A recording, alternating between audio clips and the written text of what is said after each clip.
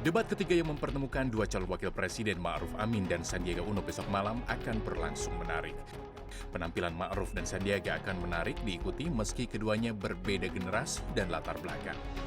Debat ketiga yang hanya melibatkan calon wakil presiden ini mengangkat tema pendidikan, kesehatan, ketenagakerjaan, sosial, dan budaya. Dilansir cnnindonesia.com, Ma'ruf Amin meminta cawapres nomor urut 02 Sandiaga Uno tampil apa adanya dalam debat pemilihan presiden 2019 putaran ketiga. Serangan boleh dilakukan selama tidak melanggar kesantunan dan ketentuan yang diatur Komisi Pemilihan Umum. Ma'ruf menghargai rasa hormat yang diberikan Sandiaga kepada dirinya selaku ulama. Di sisi lain, Ma'ruf menaruh rasa hormat kepada Sandiaga. Sementara itu, juru debat Badan Pemenangan Nasional Ahmad Riza Patria kepada Detik.com mengatakan Sandiaga akan tampil dengan penampilan terbaik pada debat cawapres sesi ketiga besok malam. Sandiaga akan bersikap santun dalam debat dengan cawapres Ma'ruf Amin. Riza menilai Sandiaga akan menguasai materi karena memiliki banyak pengalaman. Dalam debat sesi ketiga ini, Sandiaga tidak memiliki strategi khusus. Kedua cawapres ini memiliki kelebihannya masing-masing pada debat sesi ketiga ini. Untuk bidang ketenagakerjaan, Sandiaga memiliki pengalaman dalam membuka peluang lapangan kerja bagi masyarakat sehingga ini menjadi poin tambahan bagi Sandiaga. Sedangkan untuk bidang pendidikan, sosial, dan budaya, Kiai Ma'ruf Amin memiliki pengalaman karena selama ini bergerak dalam bidang tersebut di beberapa organisasi sosial dan kemasyarakatan. Kedua cawapres ini adalah sosok yang mewakili dua generasi yang berbeda. Kiai Ma'ruf Amin mencerminkan kedewasaan dan kematangan, sementara Sandiaga menggambarkan kreativitas dan inovatif. Jalannya debat ketiga sudah bisa dipastikan memberi poin tersendiri dibandingkan debat antar calon presiden sebelumnya, di mana gaya komunikasi dan juga narasi-narasi yang digunakan atau dikeluarkan ini menjadi hal yang bisa dicermati publik pada saat debat berlangsung. Dan untuk membahas hal tersebut lebih dalam, saya sudah ditemani oleh narasumber saya pada malam hari di Studio 2 CNN Indonesia. Sudah hadir Mas Henry Satrio yang merupakan analis komunikasi politik Lembaga Survei Kedakopi.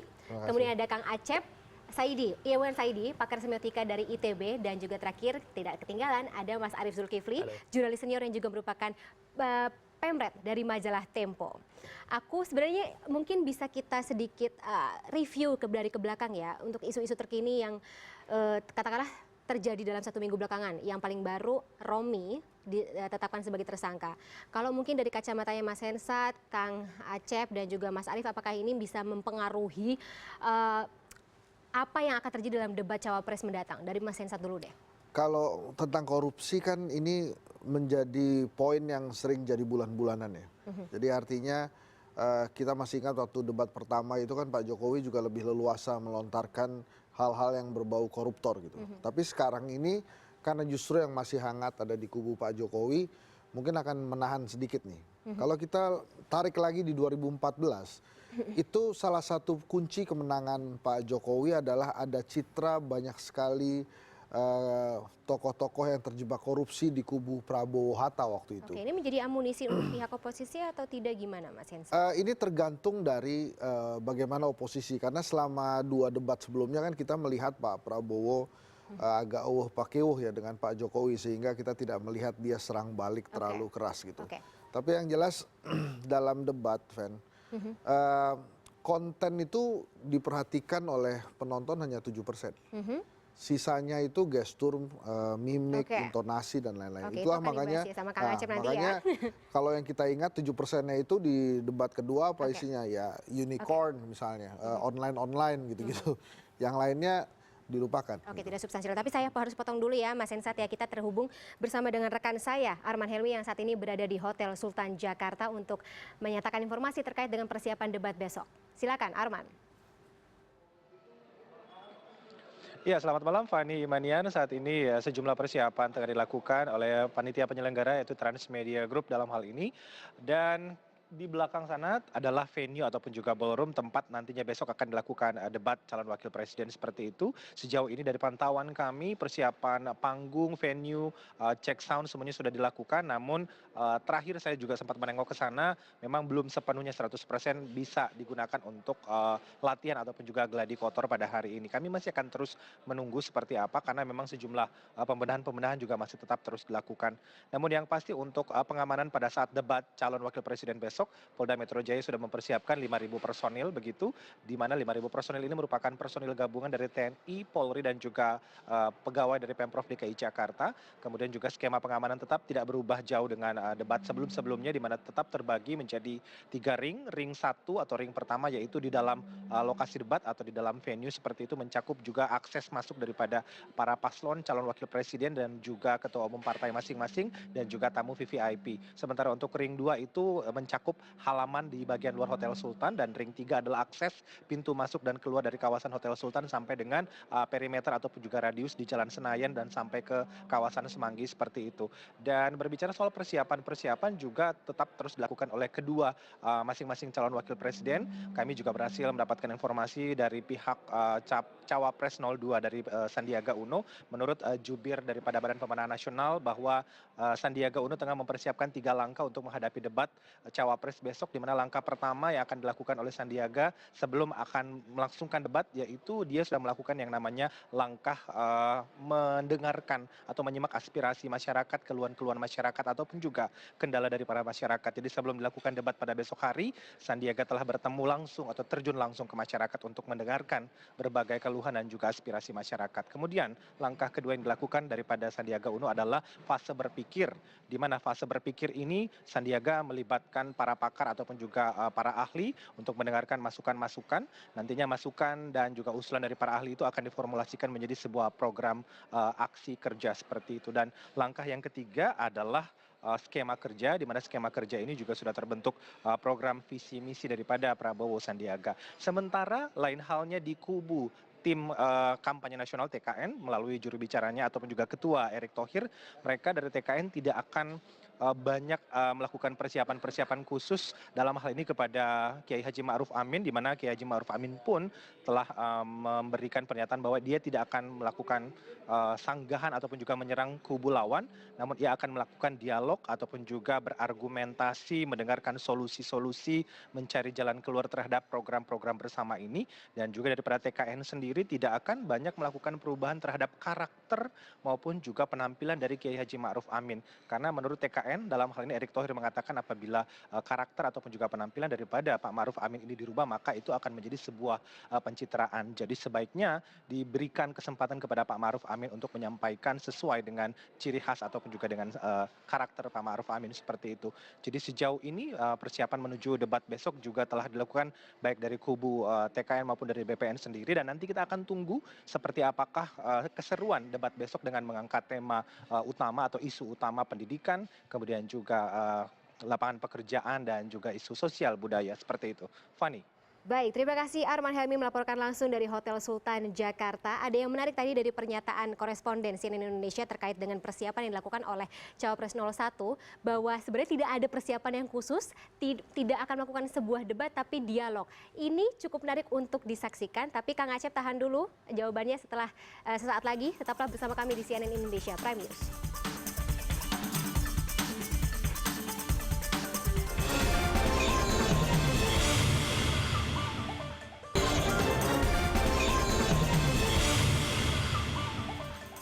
Ya, tadi di segmen sebelumnya sudah ada sedikit bocoran ya, terutama dari masing-masing tim ses, baik dari TKN maupun juga BPN. Tapi ada yang menarik ya, kepada Kang Acep mungkin bisa memberikan sedikit insight. Kalau tadi TKN bicara bahwa Pak Ma'ruf Amin ini, Pak Kiai Haji Ma'ruf Amin dalam debat besok tidak akan memberikan sebuah bentuk adu argumen tapi dialog. Seperti apa Kang Acep melihatnya? Ya, kalau kita ikutin definisi debat secara konvensional, maka pernyataan itu menjadi semacam pengimbaran bendera putih ya.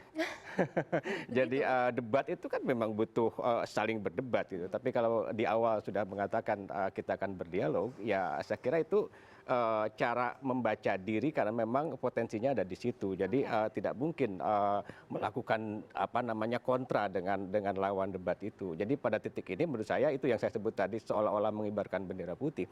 Nah, tapi menurut saya ini kan dialog dua generasi ya.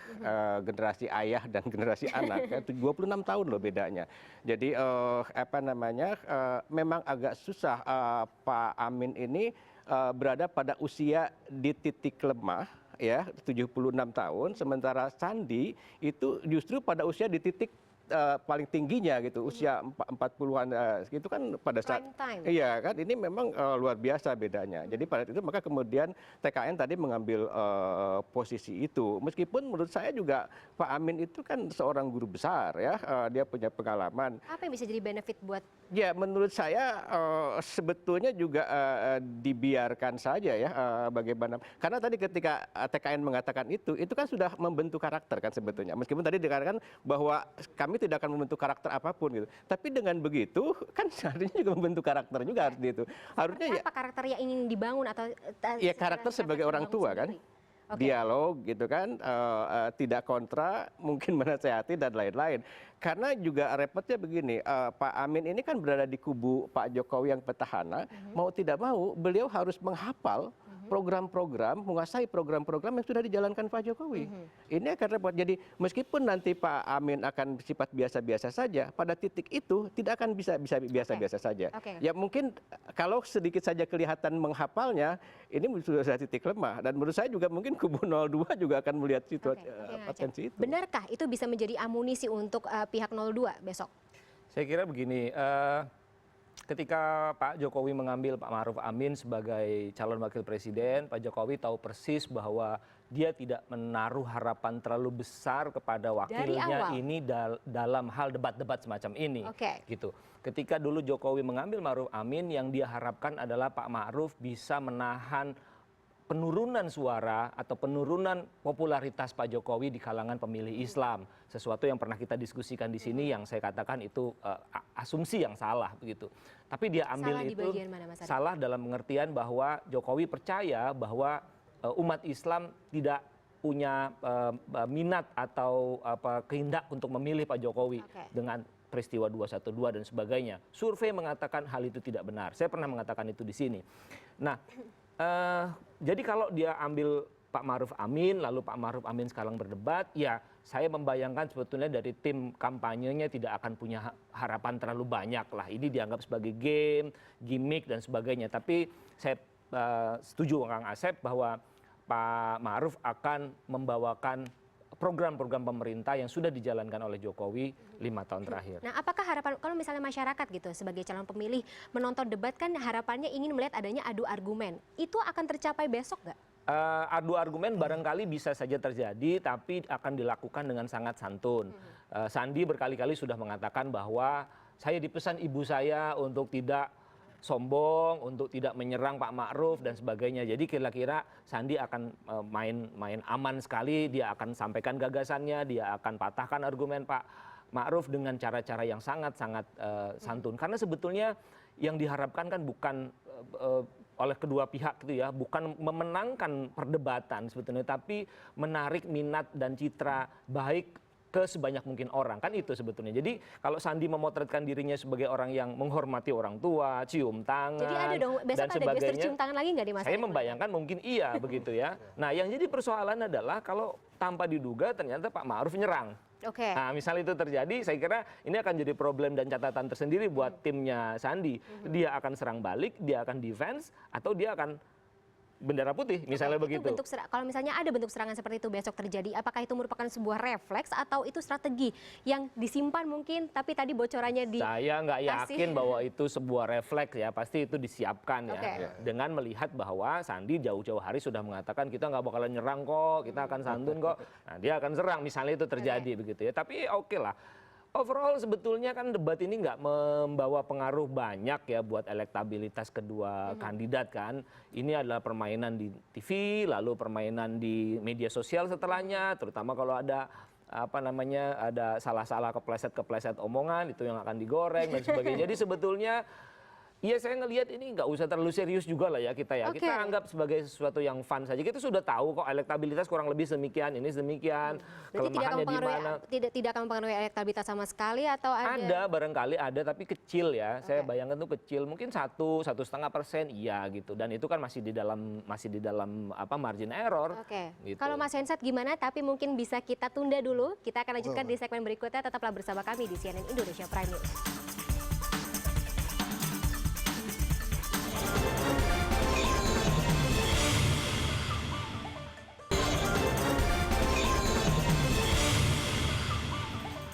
kita lanjutkan kembali bagaimana dialog untuk jelang debat antara calon wakil presiden besok yang mungkin dari kacamata Mas Henry Satrio ini apakah juga senada dengan yang diberikan oleh Mas Arief Zulkifli tadi terkait dengan besok ini sebenarnya hanya bersifat sebagai show, tidak ada pengaruh bagi elektabilitas untuk masing-masing pasangan calon?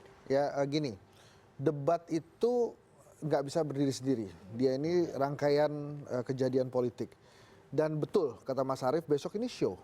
Gitu. Maka yang diperhatikan adalah gaya. Jadi kalau ada yang teriak-teriak bahwa gagasan akan menjadi lebih penting, betul. Tapi ya itu tadi, cuma 7% yang diperhatikan. Jadi karena show, gaya ini penting. Nah, balik ke dua cawapres ini dua-duanya akan menjadikan debat besok ini menjadi panggung pembuktian mereka. Di satu sisi kan Kiai Ma'ruf dianggap sebagai faktor yang menurunkan elektabilitas Pak Jokowi dan menahan elektabilitas Pak Jokowi nggak naik-naik gitu ya, asumsi persepsi yang pertama. Sementara Mas Sandi juga dipersepsikan sebagai cawapres kagetan gitu ya. Karena di ujung-ujung ada peristiwa kardus dan lain-lain. Jadi dua-duanya membuktikan bahwa mereka memang tepat sebagai cawapres masing-masing capres ini. Jadi gaya apa yang akan diberikan gitu? Nah ini dia. Kemudian yang kedua, ini juga pembuktian buat mereka mana yang paling tepat dan paling bisa diandalkan dalam meraih suara, ulama yang berpolitik atau pengusaha yang berpolitik. Nah, kenapa saya tekankan ulama? Karena jaket ulama yang digunakan Kiai Ma'ruf ini bisa jadi sebuah tontonan sendiri. Ulama ini kan di atas kita ini, ulama ini kan guru. Jadi kalau besok Sandi melihat Kiai Ma'ruf sebagai ulama dan Kiai Ma'ruf datang bukan sebagai cawapres tapi sebagai ulama, ini PKU-nya akan luar biasa. Jadi kalau tadi Mas Arief katakan bukan hanya sekedar cium tangan nanti Mas Sandi akan berkali-kali mengatakan ini mohon maaf Kiai Ma'ruf, saya harus membantah Anda, misalnya begitu-begitulah. Itu strategi, itu bisa dijadikan strategi atau itu menjadi blunder tersendiri Mas Hensat? Malah jadi nggak enak sebetulnya. Sebetulnya kita mesti didik publik bahwa besok yang tampil ini adalah politisi. Karena Pak Ma'ruf juga backgroundnya politisi, jadi nggak ada kaitannya dengan ulama atau pengusaha besok itu. Makanya serunya itu ya harusnya lepas jaket ulama. Kalau misalnya kemudian Pak Ma'ruf lawan dengan mengutip beberapa ayat Al-Quran itu jadi lucu tuh. Jadi bukan jadi lucu ya. Jadi selesai debatnya. Nggak ada yang berani ngedebat. Iya, karena nggak bisa didebat. Makanya kemarin kan ada diskusi siapa berani mendebat ulama. Gitu. Kalau begitu-begitu terus, ya artinya ya Mas Sandi akan menerima itu gitu. Tapi apakah itu yang diharapkan oleh pemirsa kan enggak juga. Nah, sejauh mana sih ini bisa mempengaruhi elektabilitas? Memang tidak besar. Saya setuju dengan Mas Arief. Tapi ini mempengaruhi karena ini ditunggu sama publik. Jokowi versus Prabowo itu udah pernah lah. Dan publik juga rada-rada hafal lah dengan apa yang mereka tampilkan. Tapi sosok Kiai Ma'ruf ini waktu di debat pertama, kendati tidak diberikan waktu banyak oleh Pak Jokowi bicara, tuh begitu bicara dia runut bicaranya.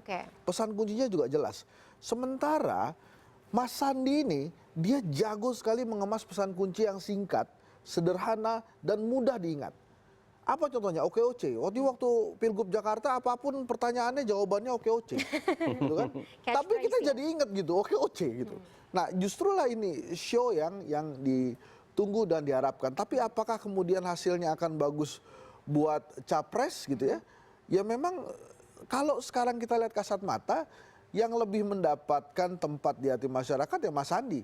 Karena lagi-lagi dalam Pilpres, di John Krusnick pernah berkali-kali bilang, kalau memilih presiden, ini University of Pennsylvania, itu yang diperhatikan pertama oleh masyarakat bukan masalah kualitas, tapi masalah like and dislike, masalah gaya. Makanya Sandi dengan otentiknya sering lari-lari, kemudian basket, secara tampang lebih milenial gitu ya. Dibandingkan Kiai Ma'ruf, ini akan nanti larinya akan ke sana publik melihatnya. Kang Acep kalau misalnya melihat gayanya sendiri gimana? Selama ini dari misalnya gaya kampanye, kemudian juga pradebat khususnya. Kalau misalnya tadi Mas Hensat bilang itu harus dilepaskan gitu, ulama yang berpolitik, kemudian juga pengusaha yang harus berpolitik. Tapi kalau dari penglihatan Kang Acep sendiri, apakah gaya tersebut nantinya akan cukup efisien nggak sih kalau tetap digunakan gitu dalam debat besok? Pak Ma'ruf ini dia punya modal simbolik ya, modal simboliknya sebagai ulama tadi ya, dan itu mengakar kuat terutama di kalangan NU. Tetapi modal simbolik ini bisa juga jadi justru kelemahan dirinya gitu ya, kalau dia tidak bisa mengelolanya. Kenapa? Karena seperti yang tadi dikatakan oleh Mas Henry bahwa Pak Kiai Ma'ruf ini adalah kiai yang datang ke istana, ya, jadi bukan kiai yang menunggu di padepokan didatangi kekuasaan oleh citra pemerintah. seperti apa yang ditangkap oleh masyarakat? Dengan itu maka terutama di pemilih pengambang ya, ini kan menjadi satu dalam tanda kutip nilai negatif pada titik itu. Jadi kalau ini tidak dikelola maka posisi simbolik itu bisa menjadi kelemahan buat Pak Amin, Pak Kiai Ma'ruf gitu loh ya. Jadi di sini memang harus hati-hati dia memerankan dirinya sebagai ulama, politisi, cawapres dan terusnya juga sebagai orang tua ya ketika dia melihat Sandi yang notabene anaknya itu. Pada saat yang sama Sandi punya modal usia ya, modal usia terutama ya kemudaannya, kegairahannya, semangatnya, ya milenialismenya dan lain-lain itu modal utama. Dan jangan lupa pula bahwa Sandi adalah sosok pengusaha muda yang memang dicitrakan sangat Islami. Ya, artinya bahwa Sandi bisa saja dia justru merebut posisi simboliknya Kiai Ma'ruf, ya, bahwa mungkin dia yang akan menjadi kiai di panggung itu. Ya kan, ruang itu terbuka dengan posisi Sandi tadi yang seperti itu ya. Nah tetapi problemnya tadi bagaimana ini kedua ini cerdas memainkan situasi panggung itu ya. Seperti apa, bagaimana Sandi menegur Kiai Ma'ruf dan Kiai Ma'ruf menegur Sandi itu menjadi penting juga ya. Dan juga jangan dilupakan tadi pertanyaan Mbak Imaniar yang pertama itu soal Romi ya. Jadi ya, bagaimana itu akan memberikan pengaruh psikologis? Pada konten debat mungkin tidak akan memberikan pengaruh, tapi pada suasana batin itu saya pikir akan besar pengaruhnya, ya terutama pada kubunya 01. Ya, akan sedikit bagaimanapun 01 akan datang dengan beban sejarah yang baru saja terjadi pada keluarganya, itu kan, di mana di situ kan Romi itu keluarga. Ya, saya jadi teringat topik ulang tahun P3 kemarin itu kan tentang keluarga ya. Jadi Romi mengagungkan betul tentang keluarga dan sekarang Romi menghancurkan keluarga terdekatnya dan itu akan menjadi menurut saya akan mengubah atau mempengaruhi suasana batin besok gitu loh. Akan digunakan oleh pihak oposisi? Ini oposisi juga harus hati-hati ya, karena kalau dia terlalu depan memainkan ini menjadi offset itu juga publik juga bisa menilai gitu loh ya. Jadi memang keduanya harus pintar menempatkan posisinya ada di mana pada karena kalau terlalu expose, terlalu euforia dengan itu kan seolah-olah bermain di di atas penderitaan orang lain gitu kan, dan sementara di kubunya sendiri kasus-kasus semacam ini kan juga tidak steril juga gitu kan. Ya katakan seperti itu kan bisa dimainkan. Jadi memang ini harus cerdas juga memainkan. Kalau tanggapannya Mas Arief gimana? Tapi kita tahan dulu ya Mas Arief. Kita akan lanjutkan di selanjutnya, di segmen selanjutnya. Tetaplah bersama kami di CNN Indonesia Prime News.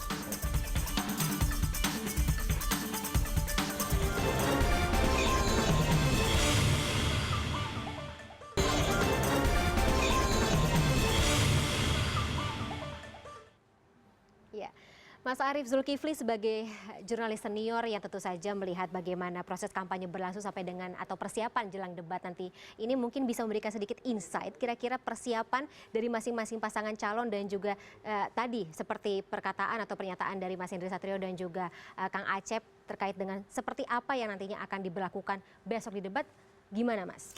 Gini ya, saya tadi katakan di segmen sebelumnya bahwa mereka berangkat, kedua kandidat itu berangkat dari starting point yang berbeda. Starting pointnya Pak Ma'ruf Amin adalah dia menjadi calon wakil presiden incumbent yang elektabilitasnya sudah tinggi, yang posisinya sudah tinggi karena dia incumbent. Kira-kira begitu ya. Sehingga saya berkatakan bahwa ketika Jokowi mengambil Ma'ruf Amin sebagai calon wakil presiden itu bukan untuk meningkatkan elektabilitas, tapi lebih kepada mempertahankan elektabilitas yang sudah ada. Sebaliknya dari sisi Prabowo bukan incumbent dan elektabilitasnya pada masa itu tidak setinggi Jokowi. Sehingga dia mesti cari seseorang yang bisa menambal kekurangan dia itu. Itulah sebabnya kenapa dia tidak ambil misalnya UAS misalnya ya, Ustadz dari kalangan, tapi dia kalangan pengusaha dan muda. Kenapa? Karena dia membidik 60 juta pemilih baru, pemilih milenial dan sebagainya. Ya, itu kan terlihat nggak besok di debat, Mas? Ya tentu saja itu akan dilihat, tapi kan seperti kita bilang tadi ada pakai Nah yang saya mau katakan adalah seperti ini. Sandiaga Uno dan Prabowo itu sudah berangkat dari angka yang relatif rendah dibandingkan Jokowi. Tapi Prabowo itu punya bottom elektabilitas yang sudah teruji, yaitu 30%. Jadi mau sejelek apapun performance dari Prabowo dan Sandi, 30% itu tidak bergerak. Nah, dari mana angka 30% itu datang? 30% itu datang dari kasus Ratna Sarumpait. Sebuah peristiwa politik yang sebetulnya sangat memalukan, tapi begitu disurvei dia dapat 30%. Jadi ini udah die hard ini, 30% ini. Nah, kalau sekarang elektabilitas itu Prabowo itu 34, ada yang bilang 35, bahkan kedai kopi mengatakan lebih, maka saya bisa katakan bahwa itu adalah efek sandi. Gitu ya, penambahan itu adalah efek sandi. Sementara Pak Jokowi sejak November atau mungkin Oktober saya kira angkanya kan sekitar situ-situ aja. 53, 54, 53 lagi dan sebagainya gitu. Jadi sebelum Ma'ruf Amin ada pun angkanya sudah segitu. Sehingga bayangan saya sebetulnya dari sisi 01 jauh lebih rileks mestinya. Karena dia jagain aja di situ. Dia bisa tidak rileks kalau di sebelah sini bisa menyusul dengan kecepatan yang tinggi dalam 1-2 bulan ini gitu ya. Tapi kalau enggak, ya Ma'ruf Amin akan dia dengan maintain. isu-isu yang terjadi saat ini menjelang debat kemarin, terus kemudian juga beberapa hari sebelumnya, itu juga mempengaruhi. Ya Anda tadi sebut misalnya kasus Romi gitu ya, itu pasti akan punya pengaruh gitu ya. Tapi sekali lagi di sisi 01 floornya itu nggak ketahuan. Kalau di sini 30% saya bilang tadi, di sini floornya berapa nggak tahu, karena belum ada yang menguji. Kalau kita tanya pollster, dia akan mengatakan bahwa ada kok floornya yaitu 45%. Dari mana? Dari top of mind. Jadi responden itu ditanya, kalau mau pilih presiden pilih siapa? Jokowi. Nah itu 45%. Tapi kalau saya bandingkan top of mind sebagai tolak ukur dan Ratna Sarumpait sebagai tolak ukur, saya lebih pilih yang kedua karena itu real sekali. Sudah begitu habis-habisan tapi dapat 30%. Kira-kira begitu. Nah, jadi Sandi memang menurut saya akan punya beban mental yang lebih tinggi karena dia berusaha memanfaatkan betul sisa waktu ini termasuk lewat debat untuk menambah suara dari 30 menjadi lebih besar lagi.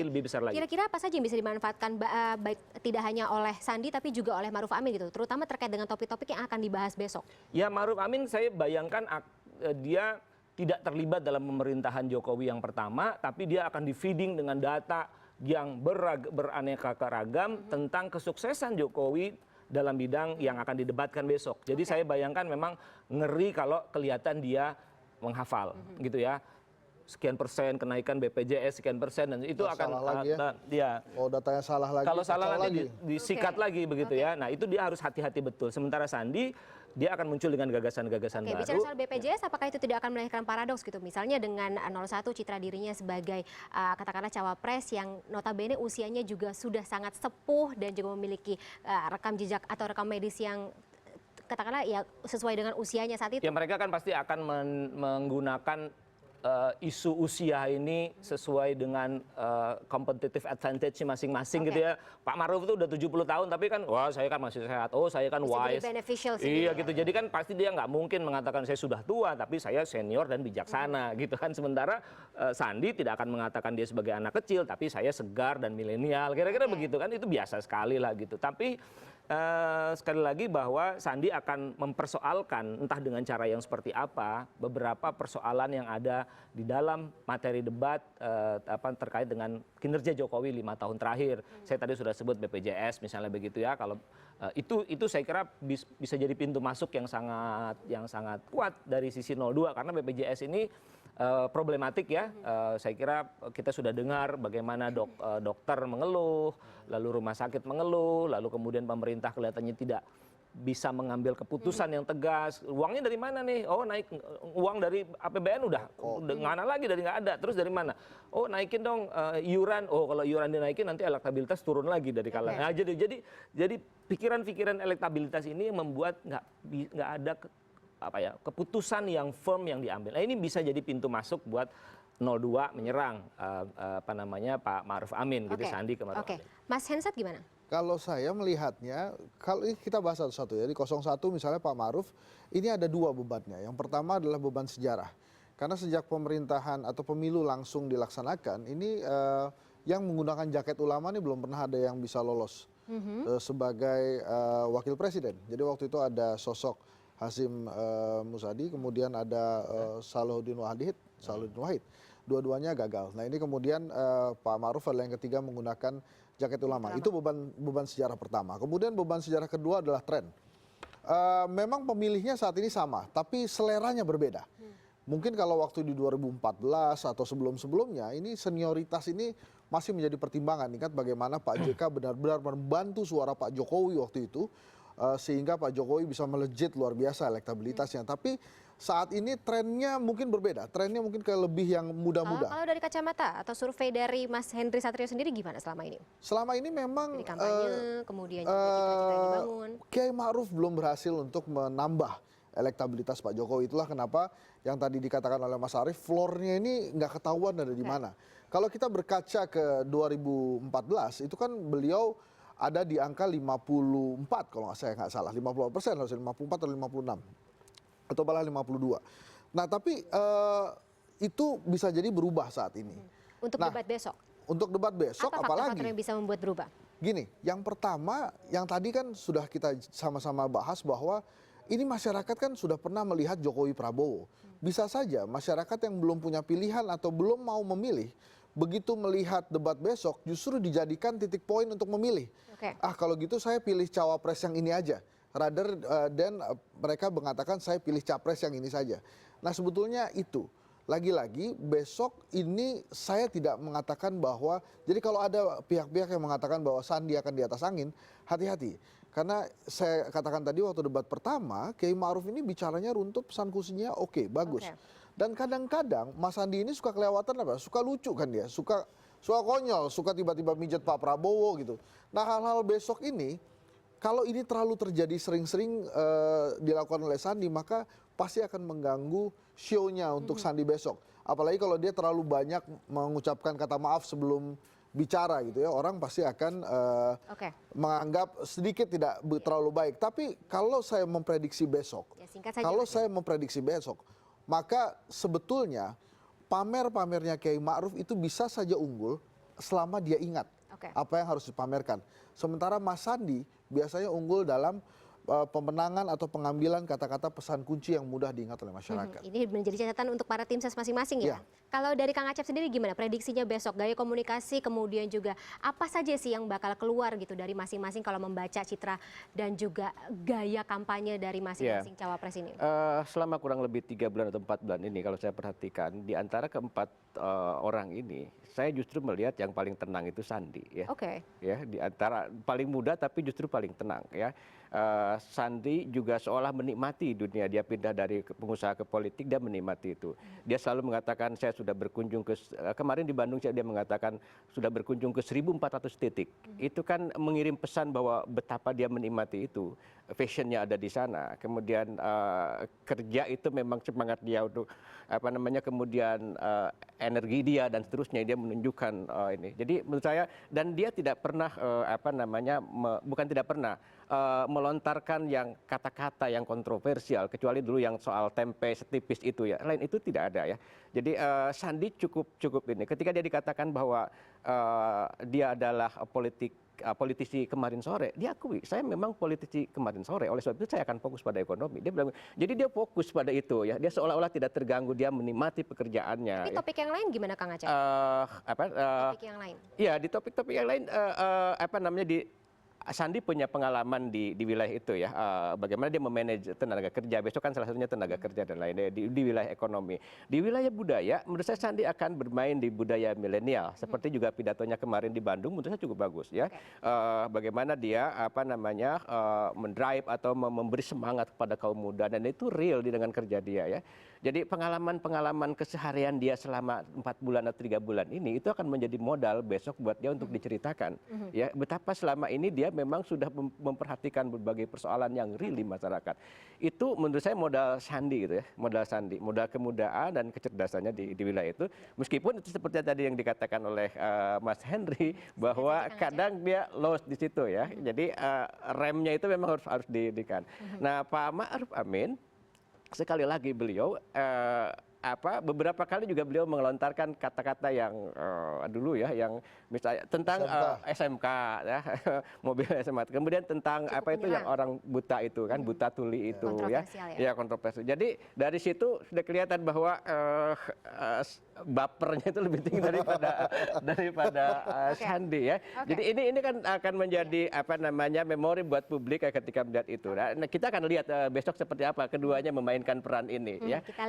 Tapi seperti kata Bang Aris tadi, jadi yang paling berbahaya pada Kiai Ma'ruf adalah ketika dia terlihat menghafal ya. Maka di situ akan terlihat tim sukses yang dominan. Di Sandi mungkin Sandinya yang akan dominan. Ya, ini sayang sekali karena durasi dialognya sangat-sangat sempit. Kita harus menyudahi karena sudah akan diganti program yang baru habis ini ke Mas Henry Satrio. Terima kasih atas waktunya Mas Arief dan juga Mas Henry Satrio dan Kang Acep semuanya. Kita tunggu saja bagaimana performa dari masing-masing calon wakil presiden besok di debat ketiga. Tetaplah bersama kami. CNN Indonesia Prime News masih akan segera kembali.